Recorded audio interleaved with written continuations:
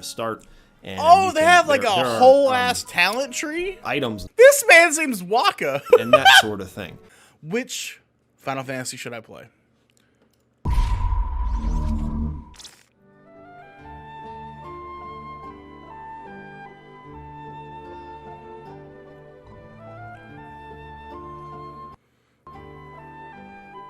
Hi, everybody. I get asked this question, maybe not more than any other. I think the question I get asked the most is, when is the Final Fantasy XII review coming?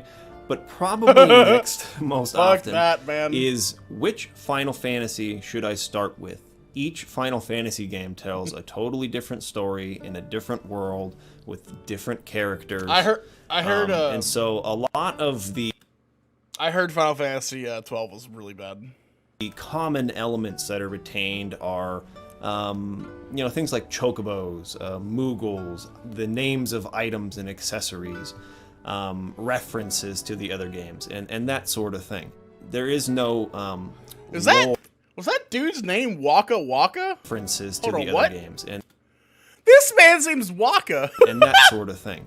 There is no lore or narrative order in which you need to play them. However, there are a lot of other considerations. Are you more focused on story, or are you more focused on character customization, by being able to switch the character's classes and that sort of thing? So that's what I'm going to dive into here to help you decide for yourself which order you should play the Final Fantasy games in. And then at the end of the video, I'll also tell you my preferred order. Now, if you're a person who is more concerned about gameplay than story. The only game I've played in the Final Fantasy series really played all the way through was Final Fantasy VI. I haven't played Final Fantasy VI since I was like 14, maybe younger. So I don't really remember a whole lot. I remember that I could suplex a train at some point. I remember that like all the characters were really diverse. I remember Kefka being super sick as a villain. I played 1 as well, but 1 I didn't have a lot of fun with. The story wasn't really there for me, so. Then there are several Final Fantasy games that I think that you would enjoy quite a bit. One of the hallmarks of Final Fantasy, one of the major things that made it really popular throughout the years, is its character customization options. So Final Fantasy III and Final Fantasy V have these robust class-changing systems where you can take a warrior and then turn him into a black mage or a white mage, or right. And this is what's based off Final Fantasy XIV. Final Fantasy XIV is like this too. Or a blue mage, or a ninja, or any one of these classes, a thief, or if you can handle the retro, I guess, philosophy of design, where there's lots of high encounter rates, there's maybe some slow progress through dungeons. I'm assuming a lot of grinding too. I would say that Final Fantasy III and Final Fantasy V will definitely be the ones you'll want to try. Final Fantasy X has a really great battle system that allows you to swap your characters in and out at will, even the ones that aren't active. So you have your 3 active party members. And this is with Waka. In the middle of the battle. That's right. For a different character. Down the line, Final Fantasy X has a lot of customization, especially in the HD remake, if you wanted to get like the newest version of it, because the sphere grid is a little bit more open right from the beginning. And instead of having set paths that the characters go down like in the original version, you can kind of decide from the beginning where you want them to start. And they have like a whole ass talent tree? Items later in the game that let you jump to different points in the sphere grid to earn certain abilities. That's cool. So, if I were to pick an order for someone to play Final Fantasy games who are more interested in customization and battle mechanics and in gameplay primarily, the hallmarks of Final Fantasy, one of the major things that made it real, certain abilities. So, if I were to pick an order for someone to play Final Fantasy games who are more interested in customization and battle mechanics and in gameplay primarily over story, I would say start with Final Fantasy V, then maybe give Final Fantasy X a try, as you get sort of 2 different sort of versions of gameplay heavy focus and character customization. And from there, decide which one of those you like better, and then move on to Final Fantasy 3 and 1 if you preferred 5. And if you preferred 10, maybe try Final Fantasy 7 and 8 next, which also have lots of ability to customize the characters based on the materia system.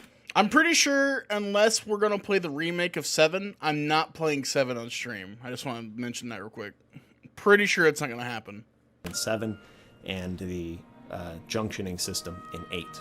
Okay, now, if you're more of a story person first, gameplay second kind of player, which is what I am, then this is the order that I would recommend. I would start with 4, then move to 6, 7, 8, 9, and 10, and then, 12 and 13, and then 15, because 15 will be out really soon. If we're talking strictly about story, it doesn't matter because they all tell different stories. So you could play 15 first when it comes out and then jump back. But the reason I say play it in order of 4, 6, 7, and 8 before 15's already out, right? That's the adventure with the boys in the car we've talked about. I know that this is an older video. 4 and 9 is really important. Right. Because 9 was the last game in the series that the original creator, Hironobu Sakaguchi, was heavily involved in from a creative standpoint. And it was meant to be sort of like the end. You wanted me to play of 4, that right? Sort of design philosophy. The games have changed very much after 9. 1 through 9, they had a lot of similar design philosophies in terms of world exploration, battle mechanics, and that sort of thing. They had differences, but a lot of similarities. And after 9 is when the series really started to radically change in that way. So 9 was kind of the end of an era for Final Fantasy, and because of that, it has lots of references to the games that came before it. And for that reason, I wouldn't suggest playing 9 first. I would suggest getting some of the other ones that came before it under your belt before playing 9, because a lot of those inside jokes and references can't really be appreciated unless you had played the ones that came before it. But now we got to talk about, well, which versions of the games should I play? There's so many different remakes. There's Game Boy Advance remakes of basically 1 through 6. There's PSP remakes of 1, 2, and I believe 3. If it isn't on PSP, I know for sure that it's available on Steam and on the DS. Then there's Final Fantasy IV on the DS and on Steam, which is a different remake from the remake of 4 on PSP, which is like the complete collection version of it. So let's talk about the differences between Final Fantasy IV DS and Steam and Final Fantasy IV on the PSP. The PSP collection it's a 2D version of the game with like updated sprites. It looks really, really great. Very, very cohesive art style to it. I'd say visually it's more appealing than the DS version of the game is. The version of Final Fantasy IV on DS and Steam. So one of the biggest problems that I have with a lot of games these days is that a lot of them aren't ported over to PC. I feel like every game needs to be ported over to PC, and it's a little frustrating. Like Persona 5, for instance. Right? I don't like the fact that, like, in order to play some of these games that don't even have consoles anymore, really, I have to emulate them. I don't like emulating things, but I feel forced to, because the main platform that I enjoy playing on doesn't have a PC version. The game is a fully 3D remake, but it's done in this sort of like chibi style that a lot of people don't really appreciate.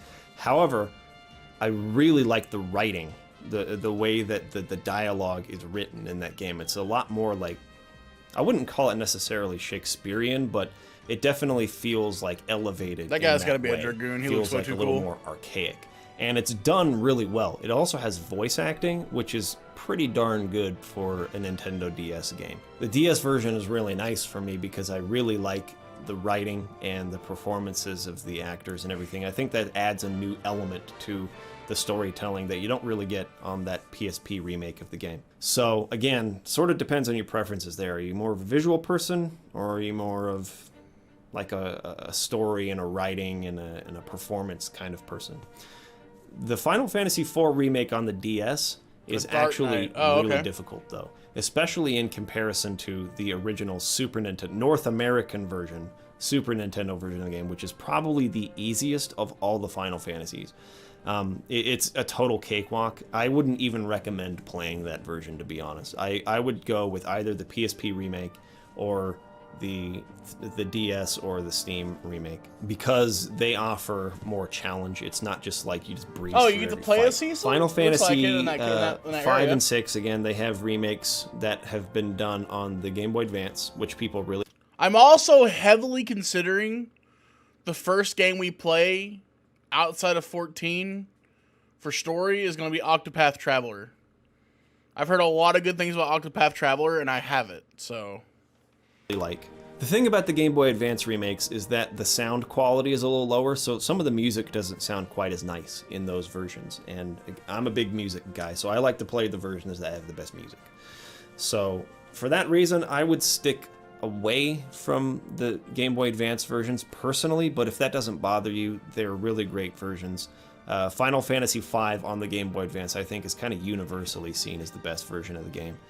Because of the script and everything like that. The translation is really well done there. Okay, so for Final Fantasy VII, there are several different ways you can get it. The original PlayStation version is available on the PSN, so you can download it from if you have a PS3. But on PS4, I believe it's also available, but that's the PC version of the game. The original PC version, the 1998 PC version, is available on the PS4 for download, I believe.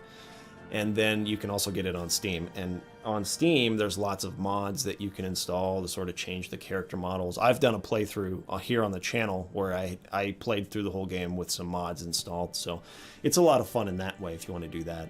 Final Fantasy VIII, kind of the same story. You can get it on the PSN, on PS3 as a PS... Are there model updates modded? Look, if there's mods to make his arms not look like Popeye the Sailor Man, like, I might play Final Fantasy VII, the original. But that's the only way I'm playing that game. PS1 Classic, you can download it on your PS3, or you can get it on Steam. Final Fantasy IX, same story. It just became available on Steam not too long ago, or you can get it as a PS1 Classic on the PSN. Final Fantasy X is now available on PS3 in a hard format on the disc, or on PS4, or on Steam. Final Fantasy XI is still running for at least a little while. The PC version is. I know that the PS2 version is not online anymore, and I don't believe the Xbox 360 version is either. I think... Yeah, people still play this. I've seen people playing this, streaming this. So, it's still a thing. Maybe I should stream this at some point. I don't know. People still play it. I mean, it's rough. I hear it's hard. But it is a thing still. The console versions have been canceled. Final Fantasy 12 at the moment That's is kind only of sick, available though, on PS2, but they have a Brandy. remake for PS4 coming out here in the next year. So that'll probably be the version to play. It has a whole added... Well, it was in the international version, but the international version was only available in Japan for some reason. But Final Fantasy XII International is the version that they are using for the updated HD remake of the game, which allows you to do a lot with like class changing and that sort of thing. Final Fantasy... For you guys who don't know, Final Fantasy XI, the online game, came out before World of Warcraft did. Just for reference. It came out before World of Warcraft came out. 13 is available on PS3 or on Steam, and its sequels are as well. And Final Fantasy 14 is PC and PS4 and PS3, I believe. And then Final Fantasy 15, of course, will be available on PS4 and Xbox One. Okay, now that we know all the versions that there are, hopefully I've covered all of them. Oh, there are also mobile versions, cell phone versions of, I know at Lots least of Final games. Fantasy 5 and 6. You can also emulate like all of them. Did they do 4 as well and the originals? I think they might have done 1 through 6. I'd have to check on that for sure. But there are mobile versions if you're into that. The art style on those are really weird. I really don't like them, and so I wouldn't recommend playing those. But if the convenience is there for you and you don't really care about not having a Yeah, if that's the art style, that's really bad right there. Character model looks awful. controller and you don't mind the art style, that's one. I mean, it looks like an indie developer made it. Like someone who's like got free assets, which is fine. But, like, not from a AAA studio. way you can do it. They're very expensive. Honestly, they're way too expensive, and that's another reason why I don't suggest playing the mobile versions of the game. But for me, this is my personal recommendation. And again, I'm more of a story guy first. FF Tactics? But this is the order I would play it in if I had never played it before. Knowing what I know now, if I were able to erase my knowledge of the stories and everything and start over in a new order for the games, this is the order that I would play it in. I would play the Steam version of Final Fantasy IV first. And the reason for that is because it has a hard and normal difficulty. The hard difficulty is the normal difficulty of the DS version, which is a very tough game. Very, very hard. But they have a normal setting in the Steam version, so it's a little bit easier if you haven't really played RPGs like this before and you don't know what you're doing. So I would play that game first. Then I would jump to the Wii Virtual Console version of Final Fantasy VI, which is the original Super Nintendo version of Final Fantasy VI. You can also get Final Fantasy VI on the PSN as a download, like a PS1 Classic as well. But I wouldn't play that version. There's loading times, some other issues. I would definitely want to play the original Super Nintendo version of Final Fantasy VI, which was called Final Fantasy III. You'll find it under Final Fantasy III in the Wii Virtual Console.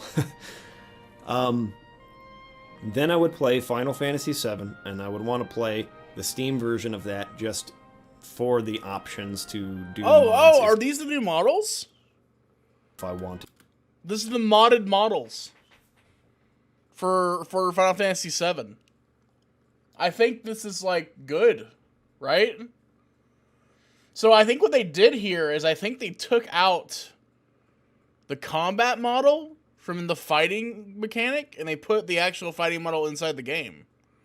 Because when you go into fight stuff in Final Fantasy VII, you have a really good model. I'm assuming they took that and put it into the actual game. To do that. But you can get it on PSN as well, and that version's great. Then I would play Final Fantasy 8 and 9 and 10. And then at that point, once I had gotten through 4, 6, 7, 8, 9, and 10, then I would go back and play the ones that I had skipped before, earlier in the series. If you got a more mostly because current video, let me know. Those games sort of retained the classic design philosophy of the original creator. They're closer to that sort of vision of what Final Fantasy was in its inception when it was conceptualized. And the spirit of Final Fantasy is still very strong in those early games. So then I would go back and I would play the Game Boy Advanced version of 5. Then I would play the Game Boy Advance version of 1 and 2. And then the Steam version of Final Fantasy 3, or the DS version. They're the same version. After that, then I would jump into some of the more modern ones and decide whether I like them. I would skip over the MMOs because I'm not an MMO guy. I would go straight to 12, then 13, and then 15. Then I would try the MMOs last, 11 and 14. And I would probably play 11 first just because it's not going to be around that much longer, probably. 14 will be around longer, so I'd try to get in there and play that as soon as I could and then move on to 14 after that. So that's the order that I would choose to play Final Fantasy in if I had never played it before, but had someone with the knowledge of the type of player I am giving me advice on how to start. I think that doing it in that order will get you the most value out of Final Fantasy IX, which is sort of a pinnacle installment in the series, being the last that Hironobu Sakaguchi worked on creatively, and one that sort of basically became the complete vision of what Final Fantasy was always meant to be. And all the references in there and everything will be more appreciated if you had played some of those others that came before it. Okay. Long video. I'm going to try to cut that down to make it as coherent as possible. But hopefully this helps you understand where you can get started depending on the kind of player you are. I mean, thanks for watching, and I'll see you guys again soon. The video's not bad. It's by Resonant Arc, if anyone's interested in looking at it. Oh, shiz, that's loud. By Resonant Arc. I thought it was pretty good.